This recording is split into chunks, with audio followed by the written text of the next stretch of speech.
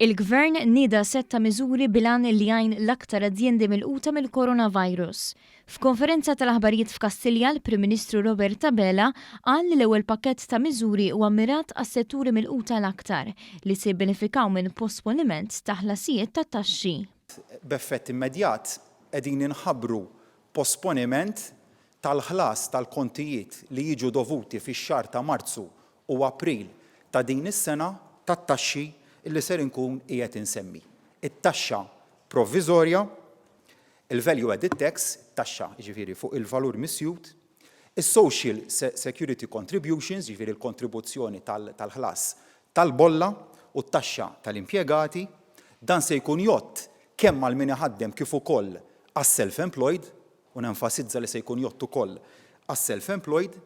Spjega li dan il-perjodu ta' posponiment ta' ħlasijiet dovuti jista' jiġi essis jekk is-sitwazzjoni tkun għadha ma ritornatx għan-normali. Dr. Abela tenna li l-ewwel priorità hija dik tas-saħħa tal-poplu, iżda fakkar li l-ekonomija wkoll hija importanti. Daqstant ieħor importanti però hija l-ekonomija ta' pajjiżna. L-ekonomija ta' pajjiżna hija dik li tissalvagwardja li tipproteġi l-impjiegi ta' kull wieħed u waħda minnha. Is-saħħa hija l-priorità, importanti wkoll iżda huma l-impjiegi. Għaliex fl-aħħar mill-aħħar il-bniedem irid ikollu wkoll il-flus biex jista' jgħix bihom. Se tkun qed tingħata wkoll rifużjoni tal-ispejjeż lil dawk in-negozji li investew f'sistemi ta' teleworking. Spjega wkoll li l-Gvern se jkun qed jaġel il-ħlasijiet dovuti minnu fosthom dawk tal-VAT. Mingħajr dak is-surplus ma kienx ikun possibbli li nniedu dawn il-miżuri u konna ngħidu lill-poplu issa il-prijorità hija s-saħħa, imma mis-saħħa l-qudiem mbagħad irid jara kulħadd iridu jaraw in-negozji, iridu jaraw il-ħaddiema, iridu jaraw l-impjegati x'se jagħmlu. Bis-saħħa ta' dak is-surplus, bis-saħħa tal-għaqal li kellu dan il-Gvern f'dawn l-aħħar 7 snin, maħniex qed ngħidu hekk. Qed ngħidu l-impatt ekonomiku inevitabbli, tinkun fatwali, l-impatt ekonomiku inevitabbli, però il-finanzi tal-pajjiż qegħdin se jippermettulna illi nilqgħu biex dak l-impatt intaffuh bl-aktar mod possibbli.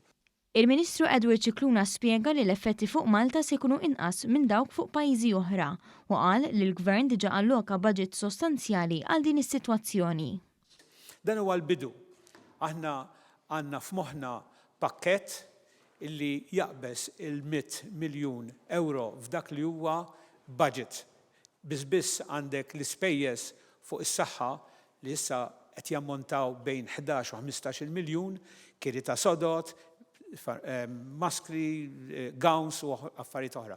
Aħna se nagħtu dak kollu li hemm bżonn lid-Dipartiment tas-Saħħa u l-care workers u dak kollha li qegħdin jgħinu f'dan il-kamp, kull bżonn f'dak li huwa budgetarju biex is-saħħa tkun l-ewwel u qabel kollox.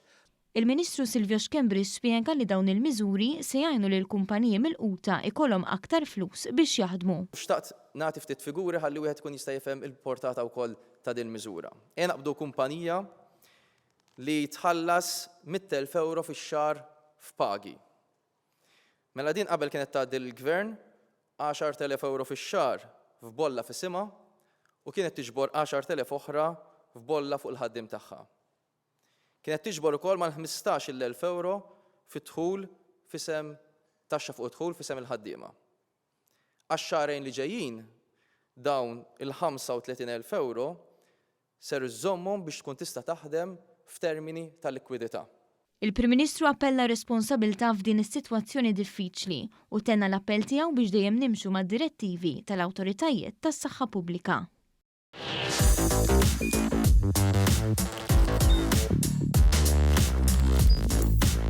Idħol fuq one.com.mt u hemmhekk tista' tara l-programmi kollha li jxandru fuq One permezz ta' One Play.